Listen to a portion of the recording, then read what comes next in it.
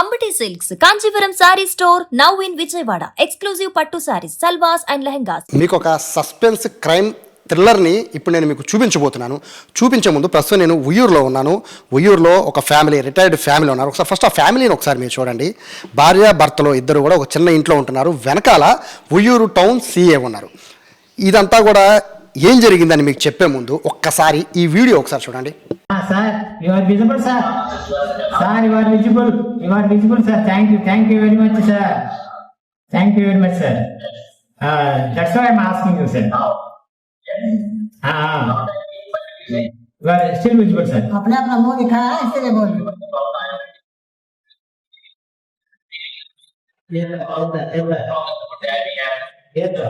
Please wait. Please wait. Don't you have shy to do such things?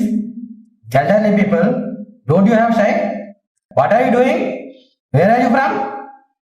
Where are you from? Come visible to me. Mr. Sivasankar, now you break the national secret. Now, What are you talking? What are you doing? Don't you have shy? Police. Remember, we will catch you. We will put you behind the bus. చూశారు కదా, ఆ వీడియోలో ఉన్నది as టీజ్గా ఇక్కడ ఉన్న వాళ్ళే. So ఈ retired employees and CI గారు కూడా ఉన్నవాళ్ళే. అసలు ఏం జరిగింది అనేది మీకు ఆల్మోస్ట్ అర్థమైపోతుంది కదా. ఈ మధ్యకాలంలో సైబర్ క్రైమ్స్ ఎంత దారుణంగా వాళ్ళు ప్రవర్తిస్తున్నారంటే భయభ్రాంతులకు గురి చేసేస్తున్నారు. డబ్బులు గుంజుకోవడానికి ఎన్ని ప్రయత్నాలన్నా చేస్తున్నారు. ఆ ప్రయత్నాన్ని తిప్పికొట్టారు ఉయ్యూరు టౌన్ సిఐ రామారావు గారు. సో రామారావు గారి దగ్గరికి వెళ్ళే ముందు ఒకసారి ఎంప్లాయీస్, రిటైర్డ్ ఎంప్లాయీస్ ఉన్నారు. సార్ శివశంకర్ గారు, సార్ యాక్చువల్గా ఏం జరిగింది? మిమ్మల్ని సైబర్ అటాక్ మీ మీద జరగడానికి ప్రధాన కారణం ఏంటి? ఫస్ట్ సార్, నువ్వు ఒక ఆడియో కాల్ వచ్చింది సార్. ఆడియో కాల్ వచ్చి, నేను ట్రాయ్ డిపార్ట్మెంట్ నుంచి, నా ఐడి సోన్సో, నా పేరు సోన్సో, మీరు 7th January 2026 ముంబైలో ఎయిర్టెల్ షాప్లో ఒక సిమ్ తీసుకున్నారు, ఆ ఫోన్ నెంబర్ ఇది, మీరు తీసుకున్నారా అని అడిగాడు సార్. నేను తీసుకోలేదు, అసలు ముంబై రాలేదన్నా. మీరు ముంబై రాలేదన్నాను సార్. అసలు ముంబై మీకు తెలియదా అన్నాడు. 1980లో వచ్చానండి నేను, తర్వాత రాలేదన్నా. ఓ, మీరు సూపర్ సీనియర్ సిటిజన్ కాబట్టి మిమ్మల్ని ఆన్లైన్లోనే చేసుకోవచ్చు, మాట్లాడుకోవచ్చు, మీరు రాలేరు ఇక్కడికి, లేకపోతే మీరు ముంబై క్రైమ్ బ్రాంచ్కి రిపోర్ట్ చేయాల్సి ఉంటుంది ఇమ్మీడియట్గా అనేసి, సరే ఒక పని చేద్దాము, మీరు మీ పేరుతో ఉన్నది అది, మీరు కొనలేదంటున్నారు, మీ పేరుతో ఒక ఆధార్ కార్డులు ఇవన్నీ ఉన్నాయి, సో మీకు ఇప్పుడు సిబిఐ ఆఫీసర్కి కనెక్ట్ చేస్తున్నాను, వారికి చెప్పుకోండి అని చెప్పని అన్నాడు. ఆయన వచ్చారండి, ఇంకో ఆయన ఆఫ్లైన్లో వచ్చారు. ఇట్లాగే వీడియో కాల్ పెడుతున్నానండి, రికార్డ్ అవుతూ ఉంటుంది, అది మీరేం భయపడకుండా చెప్పండి అన్నాడు. మీ వెనకాల మేము ఉన్నాము, సైబర్ అటాక్లు తర్వాత మనీ లాండరింగ్ చాలా జరుగుతున్నాయి, దాన్ని మిమ్మల్ని ప్రొటెక్ట్ చేయడం కోసమే మేము మిమ్మల్ని ఆన్లైన్లో తీసుకుని మాట్లాడుతున్నామండి, మీరేం వర్రీ అవ్వద్దు, మీకు అందరికీ మేము వెనకాల ఉన్నాం. సిబిఐ ఆఫీసర్ మాట్లాడినాడు. ఆయన అన్నాడు, చెప్పండి అన్నారు, మీ పేరు చెప్పండి అని చెప్పిన తర్వాత, మీరు ఫోన్ కొన్నారా అని అడిగాడు. లేదన్నాను. మీరు ముంబై రాలేదన్నా. మీరు ఎక్కడ ఉంటారన్నారు. ఆంధ్రాలో ఎక్కడ ఉంటాను. ఓ, అంత నుంచి రాలేరు, మీరు just like my father and mother, మేము చాలా చిన్నవాళ్ళు, మీరు చాలా పెద్దవాళ్ళు కాబట్టి మిమ్మల్ని ఆన్లైన్లోనే చేసుకుంటాము, రికార్డ్ చేసుకుంటాము, మీరు చక్కగా మాతో సహకరిస్తే మీకేం ఇబ్బంది ఉండదండి. ఇంతకీ వ్యవహారం ఏంటంటే, నరేష్ గోయల్ అని ఆయన చెప్పడం ఫస్ట్, నరేష్ గోయల్ అని ఆయన 538 కోట్లతో మనీ లాండరింగ్ చేశాడు. చేసిన తర్వాత అందులో ఆయన థర్డ్ డిగ్రీ ఉపయోగించి ఆయన్ని మనం ప్రశ్నించాం. మేము చేసేప్పటికీ 247 డెబిట్ కార్డులు బయటపడ్డాయి అని ఫోటో పెట్టాడండి. ఆయన చూసారు ఎప్పుడు అన్నారు. చూడలేదన్న, ఫోటో పెడుతున్నా చూడండి అన్నాడు. పెట్టాడు. తర్వాత మీరు మీ కార్డు ఉందండి ఇక్కడ, డెబిట్ కార్డు హైలైట్ అది ఒక్కటి చేస్తున్నాను చూడండి అన్నాడు. ఎట్లా ఇస్తారండి, నాకు ఆల్రెడీ లైవ్లో ఉన్న డెబిట్ కార్డు ఉంది, కెనరా బ్యాంక్ ఎట్లా ఇష్యూ చేసిందన్న అంటే, అక్కడ ఫేక్ న్యూస్ చెప్పాడు. మళ్ళీ మీరు ఇంకో ఫోటో పంపిస్తున్నాను చూడండి అని. He's the senior most official of the Canara Bank. He's also involved in this case. వాళ్ళే కాదండి, మా సిబిఐలో కూడా ఉన్నారండి, వాళ్ళే రిలీజ్ చేస్తున్నారు. అందుకే మేము కాన్ఫిడెన్షియల్గా మిమ్మల్ని మేము చూడకూడదు, మీరు నన్ను చూడకూడదు కాబట్టి నేను రావట్లేదు, మీది రికార్డ్ అవుతుంది, మీరు చక్కగా మాతో కోఆపరేట్ చేయండి, మీకు ఏం జరగకుండా మేము చూస్తాం అన్నాడు. ఓకేనండి అన్న. తర్వాత అయిపోయిన తర్వాత, మీకు 20 లక్షలు క్యాష్ డిపాజిట్ చేశాడు మీ కెనరా బ్యాంక్లో, 5 లక్షలు మీకు క్యాష్ ఇచ్చామంటున్నారు వాళ్ళు అట్లా చెప్పారు అన్నాడు. నేను తీసుకోలేదండి అన్న. ఆర్ యూ షూర్ అన్నాడు. Please verify our bank record sir through officials అన్న. సరే ఓకే, అట్టయితే మేము చూసుకుంటాం, అది కోర్టు చూసుకుంటాం సార్, అది మా పని కాదు అని. ఓ పని చేయండి, మీదంతా రికార్డ్ అవుతుంది కదా, ఇప్పుడు మీరు ఏం చేస్తున్నారు, ఎక్కడున్నారు, మీరు ప్రొఫెషన్ ఏమిటి, మీ క్వాలిఫికేషన్ ఏంటి అన్నాడు. చెప్పా. అని తనే చెప్పింది. మీరు హిందీ చెప్పింది. సరే నాతో ఇంగ్లీష్లో మాడమన్నాను, ఆయన ఆవిడతో హిందీలో మాడను అని నాకు చెప్పినవన్నీ మళ్ళీ ఎక్స్ప్లెయిన్ చేశాడు హిందీలో. ఆయన సో ఇవన్నీ చేస్తున్నప్పుడు అంటే కంగారు పడ్డం చాలా కామన్ సార్. కంగారు పడిపోతూ ఉంటాను, అంటే మన ఇక్కడ పొరపాటు చేశానా అనే ఫీలింగ్ వస్తుంది కదా. సో ఇట్లా మాట్లాడినప్పుడు మీరేమనుకున్నారు? అంతా రియల్ అనుకున్నారా? రియల్ అనుకుంటూ, కానీ నేను తప్పు చేయలేదు, కాన్ఫిడెంట్గా మాట్లాడానండి. కాన్ఫిడెన్స్ లేకపోతే తడబాటు వస్తుంది.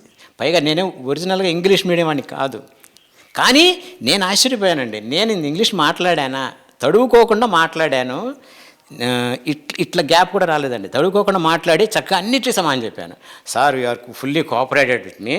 సో ఈ రికార్డ్ అంతా నేను ముంబై ఎంసీబీ అని ఉంది, ముంబై క్రైమ్ బ్రాంచ్ ఉంది, ఆఫీసర్ లైన్లోకి వస్తాడు, మీరు ఆయనతో మళ్ళీ చెప్పండి, ఆయన ఏమడిగితే చెప్పండి అన్నాడు. I think both are same. మీరు కరెక్ట్గా మాట్లాడండి, ఉన్నదన్నట్టు చెప్పండి, మేము సేవ్ చేస్తాం. సిబిఐ సేవ్ చేస్తుంది, మేము అంతా సేవ్ చేస్తే మీకు ఏం ప్రాబ్లం లేకుండా మేము రిపోర్ట్ సబ్మిట్ చేసిన దాన్ని బట్టి మీ మీద ఉన్నటువంటి కేసు తొలగించబడుతుంది అనేటప్పటికి సరే అని చెప్పానండి. నేను దీన్ని సుప్రీంకోర్టుకి సబ్మిట్ చేస్తానండి, రేపు పొద్దున మీకు ఆయన నుంచి లైవ్ టెలికాస్ట్ ఉంటుంది, మీరు ఆయనతో కూడా చక్కగా ఇవన్నీ మాట్లాడండి, ఆయన ఏమడిగితే చెప్పండి అన్నాడు. సరే సార్ అన్న. మీ కాల్ని రేపు పొద్దున్నకి సుప్రీంకోర్టులో నుంచి మీ హీరింగ్ ఉంటుందని చెప్పారు. నేను పంపించేశానండి, ఎప్పుడు ఉంటుందో రేపు పొద్దున్న నాకు వాళ్ళు చెప్తారండి అన్నాడు. మర్నాడు పొద్దున్న 9 గంటల మీరు రెడీగా ఉండండి ఇక్కడ అన్నాడు. కూర్చున్నాం సార్, మొన్న పొద్దున కూర్చున్న తర్వాత హలో అన్నాడు. వచ్చారు ఉన్నారు కదా అన్నాడు. సరే ఇప్పుడు నేను కనెక్ట్ చేస్తున్నాను, మీకు చీఫ్ జస్టిస్ లైన్లోకి వస్తారు, నేను మీరు వాళ్ళు రావంగానే హానరబుల్గా లేచి నుంచోండి చాలు అన్నాడు. సరే మామూలుగా నుంచున్నాము. అప్పటికి please sit down mister Shivashankar and Bharatalakshmi అన్నాడు. కూర్చున్నాము. ఆయన క్వశ్చన్స్ వేసాడు. సార్ మీరు ముంబైలో ఫోన్ కొనుక్కున్నారా, ఈ నెంబర్ మీదేనా అని అడిగాడండి. Same questions.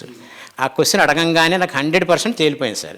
Supreme court chief judge నన్ను ఆ క్వశ్చన్ లైవ్లో అడుగుతారా అనేది నాకు అప్పుడు అసలు 100% క్లియర్ అయిపోయింది. 8 అవర్స్లో ఇస్తూ వాళ్ళు జడ్జి గారు చెప్తారు, రిలీజ్ చేస్తారు, అది మీకు ఇచ్చేస్తాము. సో మీరు రిలీవ్ అవ్వచ్చు, ఈ కేసు నుంచి రిలీవ్ అవ్వచ్చు. ఈ ఫోన్ మాత్రం ఇలాగే ఉంచండి, జారీ చేయండి, ఇలాగే దీన్ని ఏం పని చేయొద్దు అని చెప్పారు. అది వాళ్ళు మాకు ఇచ్చింది. వాళ్ళు 9 లైన్లోకి వస్తారు కదా, మేము మా పనులను కంప్లీట్ చేసుకుని లైన్లో ఉంది ఆ తలుపులు వేసుకుని బండి తీసుకుని బయటికి వెళ్ళిపోయామండి. 8 బయటికి వెళ్ళిపోయాం. టిఫిన్ తిందాం, బయట తిందాం, మా తమ్ముడు వంటికి తిందామని అయ్యేటప్పటికి చివరికి చేసి సార్తో మాట్లాడాలి. నేను డైరెక్ట్గా వెళ్ళనా అని మా తమ్ముడిని అడిగితే ఇక్కడే ఆఫీసు, నేను మాట్లాడిస్తానని ఫోన్ చేశారండి. ఫోన్ చేసేప్పుడు సార్ వెంటనే రియాక్షన్, నేను విజయవాడలో ఉన్నాను, నేను మీకు హెల్ప్ చేసి నేను ఉన్నాను, మీ వెనకాల భయం వద్దు. సిఐ గారికి చేశారు మీరే, అంటే లైన్లో ఉన్నప్పుడే మీరు పోలీసుని కాంటాక్ట్ అయ్యారు. వాళ్ళు లైన్ అప్పుడు వెళ్ళిపోయారు. నిన్న పొద్దున వెళ్ళాను నేను బయటికి. నిన్న పొద్దున కాంటాక్ట్ చేశాం మా తమ్ముడి ద్వారా, నేను చేయలే అనేసి కాంటాక్ట్ చేస్తే ఆయన అన్నారు, సార్ మీరు ఎక్కడున్నా నేను వచ్చేస్తాను, డైరెక్ట్ ఫోన్ చేశారు సార్ నాకు ఆయన. అప్పుడు నాకు ఏం బలం వచ్చి, సార్ మేము వెయిటింగ్ అన్నాను. సరే ఆయన వచ్చారు, ఇక్కడన్నీ సెటప్ చేసుకున్నాం, మాట్లాడాము. ఆ తర్వాత మీకు తెలిసిందే నాకు ఆయన సిఐ రామారావు గారు వాళ్ళ డిపార్ట్మెంట్ అంతా I will grateful them, I will thankful them. తర్వాత నేను సెటప్ చేసిన తర్వాత 9 నేను అన్నాను, ఏంటి లేట్ అయిన 3 అవర్స్ నుంచి వెయిట్ చేస్తున్నాం మేము, ఎందుకని మీరు లైన్లో లేరు అన్నాడు. సార్ నాకు చిన్న మోషన్స్ వస్తే సెలైన్ పెట్టుకుని ఇప్పుడే వచ్చానండి, 11:30 అంత అయిపోయింది, ఇప్పుడే వచ్చాను బయటికి, ఇప్పుడే వచ్చాను హాస్పిటల్ డైరెక్ట్గా వచ్చాను. Oh take milk coffee or that water అన్నాడు. I will call of 10 minutes or 20 minutes, take your own time అన్నాడు. అనేప్పటికి నో సార్ ప్లీజ్ నేను వాటర్ తాగానన్న. అనేసి ఇవన్నీ సెటప్ రెడీగా ఉన్నాయి కదా, మళ్ళీ మనం లేట్ చేయకూడదు అనేప్పటికీ సరే ఓకే, ఇప్పుడు మీకు ఒక సార్ సుప్రీం కోర్టు జడ్జి గారు పంపించినటువంటి ఇది పంపిస్తున్నాను, ఒక ఆర్డర్ చూడండి అన్నాడు. ఫస్ట్ పేజ్ పంపించాడు sir. Supreme court of India seal, government seal, దాని మీద షీట్ మీద పైన జస్టిస్ ఏదో గవాయ్ అని ఉంటుంది కదా సార్, ఆయన పేరు Gavai, typed matter, computer typed matter, కింద సీలు, ఆయన సంతకం, కింద చీఫ్ జస్టిస్ ఆఫ్ ఇండియా, ఇవన్నీ ఉన్నాయి సార్. పెట్టాను, చదవండి మీరు పైకి అన్నాడు. పైకి చదివాను సార్. వితిన్ 7 days ఈ కింద ఫాలో అయ్యి వీటి ప్రకారం మీరు ఫాలో అవ్వండి, అప్పుడు మేము ఫైనల్ డెసిషన్ తీసుకుంటాం. మీరు ఇప్పుడు ఫాలో అయ్యే దాన్ని బట్టే మీ కేసు ఆధారపడి ఉంటుంది అందులో ఉంది. సెకండ్ పేజీలో మీరు మీ దగ్గర ఉన్నటువంటి షేర్స్ కానీ, మ్యూచువల్ ఫండ్స్ కానీ, సెక్యూరిటీస్ కానీ, గోల్డ్ కానీ, ఆర్నమెంట్స్ కానీ, బ్యాంక్ అకౌంట్స్ కానీ, తర్వాత sites, properties, postal certificates, any certificates, Gmail, email IDs, including passwords అని అన్ని పేజీలకు చేసుకుంటూ వచ్చారు, 5 పేజీలు మొత్తం చేసుకుంటే ఇవన్నీ మీరు సబ్మిట్ చేయాలి. చేయలేకపోతే అండర్ సెక్షన్ సౌండ్స్ మీరు 3 to 5 years imprisonment are 5 to 10 years imprisonment are occasionally life imprisonment because this is the money laundering case అని చెప్పి కింద సైన్ చేసి పెట్టేశారు సార్. నాకు తెలుసు కదా సార్ అది ఫేకని. What is this sir? Yesterday only they told me you are supported CBI, today he's reversed, అవి రివర్స్ కనబడుతుంది మాకు. ఇదేమిటిది అంటే, లేదండి మీరు డాక్యుమెంట్స్ సబ్మిట్ చేయండి, నీకు 20 minutes టైం ఇస్తున్నాను, చక్కగా కాఫీ నీళ్ళు తాగి మంచినీళ్ళు తాగి అవి డాక్యుమెంట్స్ తీసుకుని. ఇవన్నీ ఎప్పట్లో కంప్లీట్ చేసాం పూర్తిగా? 20 minutesలో నాకు ఇమ్మన్నారు. 20 minutesలో ఇవ్వాలి, లేకపోతే మాత్రం మీకు ఖచ్చితంగా హడావుడి చేస్తామని చెప్పి వాళ్ళ మొత్తం మీనింగ్ అదే కదండి. భగ్నం చేసింది ఎవరో కాదు, సిఐ రామారావు గారు. సార్ నిజంగా మీకు కంగ్రాట్స్ సార్. ఎందుకంటే ఈ వీళ్ళిద్దరూ చూస్తుంటే అంటే ఎవరో వీళ్ళు స్టేషన్కి వచ్చి వాళ్ళు పరిగెత్తు కంగారులో బీపీలు షుగర్లు పెరిగిపోయే పరిస్థితి ఉంటుంది.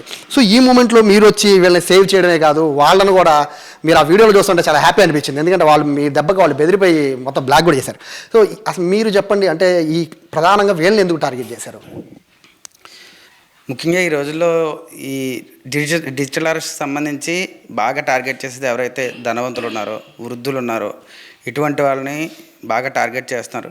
వీళ్ళ డేటా కూడా బయట దొరికే అవకాశం డార్క్ వెబ్లో ఏదైతే ఇప్పుడు ఫర్ ఎగ్జాంపుల్ డేటా ఏ విధంగా దొరుకుతుందంటే రిటైర్డ్ ఎంప్లాయీస్ యూనియన్స్ ఉంటాయి, ట్రెజరీ ఆఫీస్లో చిన్న కాంట్రాక్ట్ ఎంప్లాయీస్ ఉంటారు, ఇలాంటి చోట్ల డేటా దొరికే అవకాశం ఉంది. అలాగే యూఎస్ కాన్సులేట్ ఆఫీస్లో, పాస్పోర్ట్ ఆఫీస్లో చిన్న ఎంప్లాయీస్ ఉంటారు. వీళ్ళందరూ కూడా బయటికి ఎవరు వెళ్తున్నారు, ఎవరు వర్క్ చేస్తున్నారు, రెగ్యులర్గా ఫారెన్ విజిట్స్ చేసేది ఎవరు, ఇటువంటి డేటా. అలాగే మా సూపర్ మార్కెట్స్లో కానీ, గోల్డ్ షాపుల్లో కానీ, ఇలాంటి చోట్ల ప్రతి చోట కూడా ఎవరైతే ఎక్కువ డబ్బు స్పెండ్ చేస్తున్నారో వాళ్ళకి సంబంధించిన డేటా ఈజీగా దొరికే అవకాశం ఉంది. ఆ డేటాని చిన్న ఎంప్లాయీస్ దాన్ని థెఫ్ట్ చేసి అలాగే డార్క్ వెబ్లో పెట్టి అమ్మేసి అవకాశం ఉంది. ఆ డార్క్ వెబ్లో డేటా కలెక్ట్ చేసుకుని ఇటువంటి అఫెండర్స్ ఇండియన్ నెంబర్స్ నుంచి కంబోడియాలోనో లేదంటే మయన్మార్లోనో అలాంటి చోట్ల ఉంటూ ఇండియన్ నెంబర్స్ వాట్సాప్ అక్కడ యాక్టివేట్ చేసుకుని ఇలాంటి క్రైమ్ అంతా చేస్తూ ఉంటారు. దీంట్లో రిటైర్డ్ ఎంప్లాయీస్ డేటా వాళ్ళ దగ్గర ఉన్నట్టుంది. సార్ వాళ్ళని టార్గెట్ చేశారు.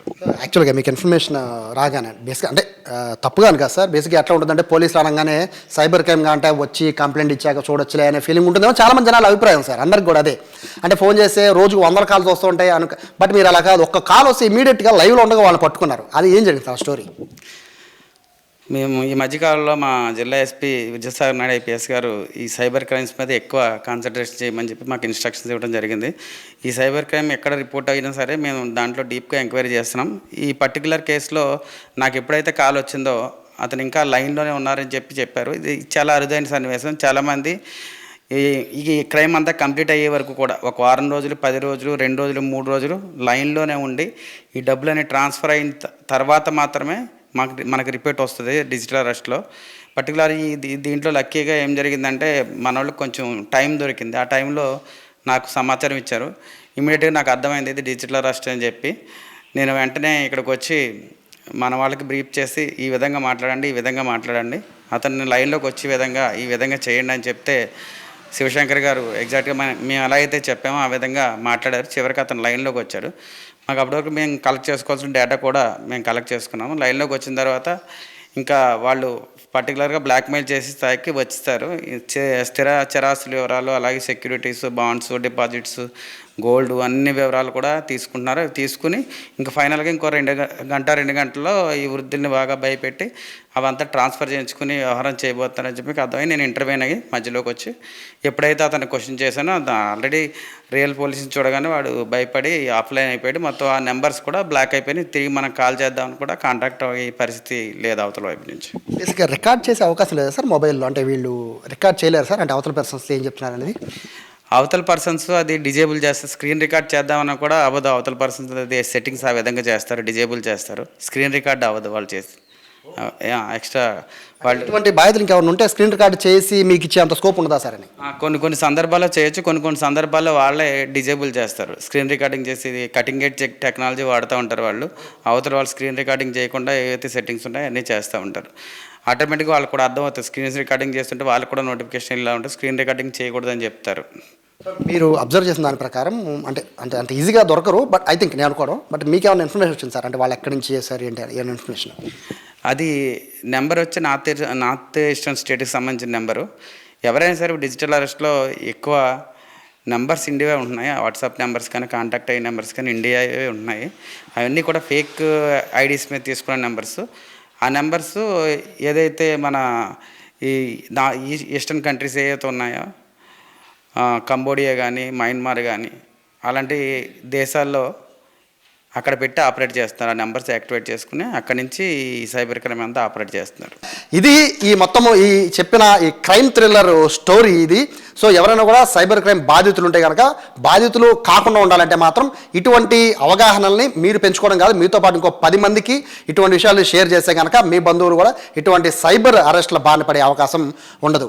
కెమెరా పర్సన్ కృష్ణతో సాయి, సుమన్ టీవీ, ఉయ్యూరు నుంచి.